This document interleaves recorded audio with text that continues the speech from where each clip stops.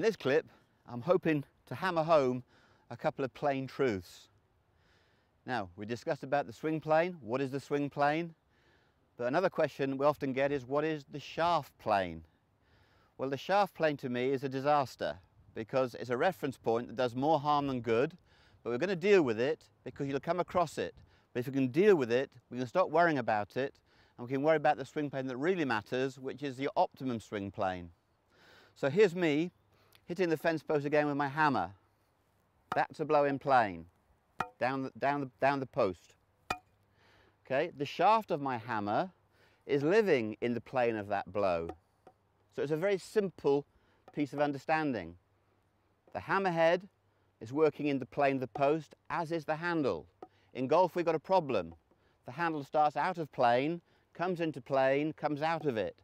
The hammer stays in plane, but the shaft plane is always changing. So, shaft plane relates to the angle of the shaft relative to the floor.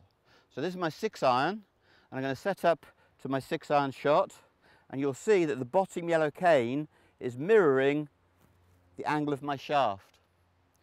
But from all the other clips we've talked to you about, we've talked about the swing plane that's ideal for you is the one that runs from the ball through the upper sternum. So this upper cane is the optimum biomechanical swing plane. It will change with the height of the pupil, it will change with the shot. The point is, it will always go from the ball to the sternum. Now the shaft plane does no such thing. The butt of the club is some 12 inches below the biomechanical plane.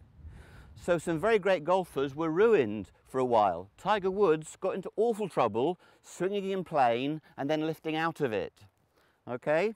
What happens in the golf swing is the shaft starts in this address plane, but as you go through the swing, the butt of the club rises into the optimum biomechanical swing plane.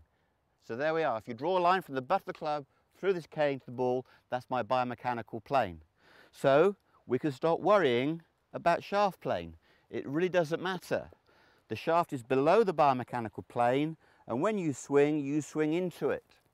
There's your optimum biomechanical plane. Now, the plane of the cane is parallel to the plane of Explanar.